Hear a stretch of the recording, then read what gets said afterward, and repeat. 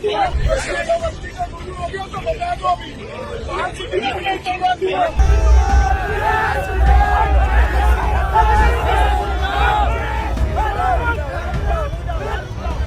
दोस्तों, ज्यादा वर्दी का गुरूर हो तो बता दो, अभी 5 मिनट में उतरवा दूंगा। जिस शख्स को अभी आपने ये कहते हुए देखा और सुना, उसे अपने कांवड़िया होने का इतना गुमान है कि वो एक पुलिस वाले को सरेआम जलील कर रहा है। 5 मिनट में वर्दी उतरवाने की धमकी दे रहा है, बहन की गाली भी दे रहा है, जिसे मैंने बीप किया है। इसी वीडियो में और पुलिस वाले भी दिख रहे हैं।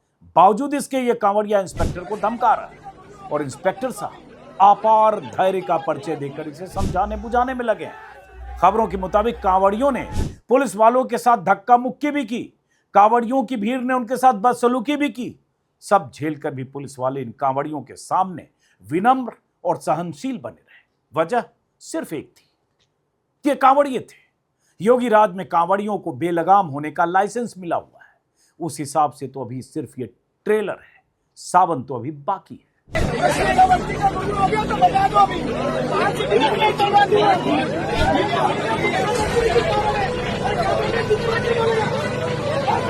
आप चिढ़ते हो, हमसे चिढ़ते हो, माननीय मुख्यमंत्री से चिढ़ते हो। ये मुख्यमंत्री से चिढ़ रहे हैं। ये तस्वीर यूपी के मुजफ्फरनगर की है। जिस पुलिस इंस्पेक्टर को कांवड़िया धमका रहा है, उनका नाम ब्रजेश शर्मा है। शहर कोतवाली के थानेदार है। कांवड़ियों के जत्थे के बीच पुलिस वालों की बेबसी का यह सबूत है। ये अगर कांवड़िए ना होते तो यूपी पुलिस का कोई इंस्पेक्टर सरेराह ऐसी धमकी और गाली सुनने के बाद धमकाने वाले का क्या हाल करता, इसकी आप कल्पना कर सकते हैं। और अगर ये कोई भगवाधारी कांवड़िया ना होकर कोई दाढ़ी टोपी वाला होता तो पता नहीं अपने पैरों पर खड़ा होने लायक रहता या नहीं। योगी के बयान भी आ चुके होते। पुलिस को धमकाने के जुर्म में इसे सलाखें नसीब होती और परिवार वाले कोर्ट कचहरी के चक्कर काट रहे होते। लेकिन अभी तो सावन का महीना शुरू होने वाला है। महीने भर चलने वाली कांवड़ यात्रा के दौरान अभी बहुत कुछ देखने को मिलने वाला है। अब समझिए कि मामला क्या है। दैनिक भास्कर में छपी खबर के मुताबिक हरिद्वार से गंगा जल लेकर गाजियाबाद लौट रहे कांवड़ियों के एक जत्थे की शिव चौक पुलिस से तू मैं हुई। मुजफ्फरनगर की घटना है, जैसा कि मैंने बताया। देखते देखते कहा सुनी गाली गलौज तक पहुंच गई। कांवड़ यात्री मुजफ्फरनगर के शिव चौक पर कांवड़ रखकर परिक्रमा करते हैं, फिर आगे बढ़ते हैं। कांवड़ियों का एक जत्था नोवेल्टी चौराहे के पास एक डबल रूफ वाले डीजे के साथ पहुंचा। कुछ लोग उसकी छत पर खड़े हो गए, नाचने गाने लगे। चौक पर कोतवाली प्रभारी ब्रजेश शर्मा कुछ पुलिसकर्मियों के साथ तैनात थे। उन्होंने ऊपर चढ़े लोगों से नीचे उतरने को कहा, नीचे आने को कहा। कहना था करंट की चपेट में आने से बड़ा हादसा हो सकता है। कहा तो क्या गलत कहा। इसी बात पर कांवड़िए नाराज हो गए, क्योंकि वो तो सड़क को, सिस्टम को, सबको बपौती समझते हैं। जैसा कि मैंने कहा, उन्हें लगता लाइसेंस से कुछ भी कर सकते। पुलिस वाले क्या, वो तो सेवक है, कुछ भी कर सकते, कैसे भी चल सकते। बहुत तमाशा अभी 20 दिन आपको सड़कों पर देखने को मिलेगा। ढोल नगाड़े गाजे बाजे, पूरा सड़क जाम, पुलिस वाले सेवा में नतमस्तक। बहरहाल कांवड़िए नाराज हो गए। गाजियाबाद के मोहित चौधरी और विजेंद्र भगत ने हंगामा शुरू कर दिया। देखते देखते विवाद बढ़ गया। इसमें कांवड़ शिव चौक पहुंच गई। पहले सभी ने शिव चौक पर परिक्रमा की, फिर धरने पर बैठ गए। सीओ सिटी सिद्धार्थ के मिश्रा भी पुलिस बल के साथ वहां पहुंचे, लोगों को समझा बुझाकर मामला शांत करा। एक दूसरा वीडियो है जिसमें अंदाजा लगा रहा हूं कि शायद सीओ सिटी साहब हैं जिनसे वो कांवड़िए बात कर रहे हैं, और कुछ शिकायत भी इस तरह से कर रहे हैं कि ये जो इंस्पेक्टर हैं इनको योगी से कोई प्रॉब्लम है, मुख्यमंत्री, मतलब उसमें पॉलिटिक्स भी कर रहे हैं। उस वीडियो को जितना मैंने सुना, समझ में जो आया। खैर, हंगामे के दौरान कहा जा रहा है 500 से ज्यादा लोग वहां इकट्ठे हो गए थे। अब इसी में खबर है कि कांवड़ियों ने कुछ पुलिसकर्मियों के साथ धक्का मुक्की और अभद्रता की। कांवड़ियों में शामिल युवक मोहित चौधरी लगातार कोतवाली प्रभारी के माफी मांगने की मांग पर अड़ा रहा। दोनों के बीच तीखी नोकझोंक हुई। उसने सीओ के सामने भी कोतवाली प्रभारी के साथ अभद्रता की। अब किसी की क्या मजाल, किसी आम आदमी की, कि कोतवाली प्रभारी के साथ अभद्रता कर दे, और वो भी उनकी जेन्युइन सलाह पर, या वो पुलिसिंग के लिए जो जरूरी काम था वही कर रहे थे। लेकिन ये कांवड़िए है, भगवाधारी कांवड़िए, योगी का राज है। यहां तो आसमान से फूल बरसाए जाते हैं। डीजीपी, एडीजीपी, मुख्यमंत्री, कोई भी फूल बरसा सकता है, और कोई भी जमीन पर बैठकर इन कांवड़ियों के पैर की मसाज कर सकता है। उसी से नंबर भी बढ़ जाते हैं। तमाम डीएमएसपी इनके सामने 20 दिन 15 दिन तक ऐसे बिछे रहते हैं। तो यहां इसको लगा कि ये कोतवाल का, कि इंस्पेक्टर की क्या मजाल कि हमें कुछ इस तरह की बात कर रहा है, ये कह रहा है उतर जाओ, व्यवस्था बना रहा है। उसी में है, हंगामा कर रहा युवक फोन पर हजारों लोगों के इकट्ठे होने की धमकी भी देता सुनाई दे रहा है, लॉ एंड ऑर्डर को चुनौती देता। उसी में है, पुलिस का कहना है कि पूरे घटनाक्रम की जांच की जा रही, कानून व्यवस्था भंग करने, पुलिस कार्य में बाधा डालने पर कार्रवाई की जाएगी। मीडिया से भी मारपीट की बात आई है, 2 नामजद 15 अज्ञात के खिलाफ तहरीर मिली। इसी में खबर और भी जगह देख रहा हूं कि मीडिया के साथ भी बदसलूकी और 2 नामजद और 15 अज्ञात के खिलाफ, हालांकि इस वीडियो में कई लोग दिख रहे हैं, सबके खिलाफ एफआईआर होनी चाहिए। और दूसरी बात कि कानून व्यवस्था भंग करने, पुलिस के काम में बाधा डालने और जिस तरह से अभद्रता की पुलिस इंस्पेक्टर के साथ लोगों को जुटाने के लिए उसने इकट्ठा होने की धमकी दी, उसके बाद तो सख्त एक्शन होनी चाहिए, गिरफ्तारी होनी चाहिए, कार्रवाई होनी चाहिए। जैसे योगी राज में किसी के खिलाफ कभी भी हो जाती है, लंगड़ाते हुए लोग बहुत दिखते हैं यूपी में, लेकिन यहां आपके पुलिस वालों की मौजूदगी में एक इंस्पेक्टर को कह रहा है ज्यादा वर्दी का गुरूर हो तो बता देना, 5 मिनट में उतरवा दूंगा। क्या हैसियत है इस शख्स की कि किसी इंस्पेक्टर को कह रहा है 5 मिनट में वर्दी उतरवा दूंगा, जबकि वो इंस्पेक्टर अपनी ड्यूटी पर वही कर रहा था जो उस इंस्पेक्टर को करना चाहिए। लेकिन जैसा कि मैंने कहा, यह भी ट्रेलर है, अभी बहुत कुछ देखना बाकी है। 15-20 दिन जब चलेगा, अभी 15 अगस्त के पहले तक, तो आप देखिएगा क्या क्या होगा। और इस यूपी में क्या, तो कुछ लिस्ट बताने से पहले बता दूं, कुछ घटनाओं का जिक्र करने से पहले, इसी यूपी में क्या क्या होता है। खबरें इसी यूपी में पिछले साल की बात है शायद, जब बरेली में एक इलाके में मोहम्मदगंज गांव है, वहां कुछ लोग सामूहिक रूप से एक निजी मकान में नमाज पढ़ रहे थे, जिसका मकान था अंडर कंस्ट्रक्शन, उसकी अनुमति से उसके घर में, उसके उस कंस्ट्रक्शन के एरिया के भीतर, और उसके बाद भी सामूहिक नमाज पढ़ने के आरोप में बिना अनुमति के, मतलब किसी के घर में नमाज पढ़ रहे हैं तो आपको अनुमति लेनी है, इस तरह का माहौल बनाया गया। किसी ने कंप्लेन कर दी और उसके बाद 12 लोगों को गिरफ्तार किया गया था शांति भंग के आरोप में। जो नमाजी थे, जो किसी निजी मकान में मकान वाले की मर्जी से वहां नमाज पढ़ रहे थे, उन्हें गिरफ्तार किया गया। बाद में बहुत इस पर बवाल हुआ, उनको छोड़ दिया गया और उसके बाद ये मामला ऊपर तक गया था, मेरे ख्याल से हाईकोर्ट तक भी गया था, और हाईकोर्ट ने बरेली के डीएम और एसएसपी को तबादला किया था और ये एक बड़ा मामला बना था उसी, और ये घटना बरेली की थी। और उसी बरेली में क्या हुआ था, उस पर भी मैंने वीडियो बनाए थे, शायद ये 2 साल या 3 साल पहले की घटना है, जब प्रभाकर चौधरी नाम के एक शख्स बरेली के एसएसपी थे, और इसी तरह से डीजे की घटना हुई थी कि जब ये कांवड़िए निकलते हैं तो बड़ी बड़ी गाड़ियाँ 15 फीट 12 फीट 14 फीट ऊंचाई से बड़े बड़े जो उनके वैन बने होते हैं उस पर डीजे होता है, शहर के अलग अलग हिस्सों से निकलते हैं, कई बार वो जो निर्धारित रूट होता है उसको भी तोड़ते हैं। तो उसी में हुआ था कि वो उस इलाके से जाना चाह रहे थे जो उनका निर्धारित रूट नहीं था, और उस रूट पर विवाद हुआ। और ये 30 जुलाई 2023 की घटना है, ये जुलाई 2023 मान लिए 3 साल पहले की।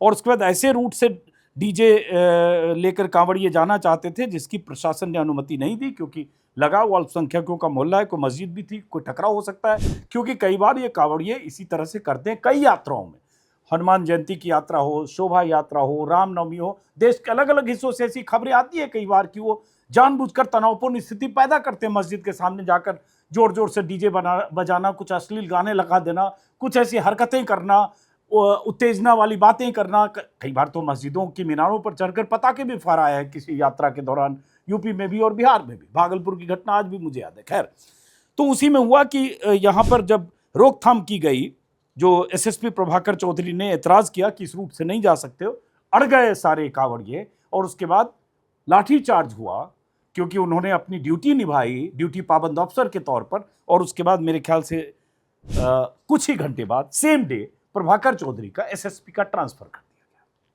हालांकि वजह कुछ और बताई गई, लेकिन ट्रांसफर उसी दिन हुआ जिस दिन उन्होंने कांवड़ियों पर लाठीचार्ज किया, उन उत्पाती कांवड़ियों पर जो दरअसल हुड़दंगी की तरह बिहेव कर रहे थे। तो ये घटनाएं होती है, एक लिस्ट है लंबी कि अलग अलग जगह कैसी घटनाएं होती है।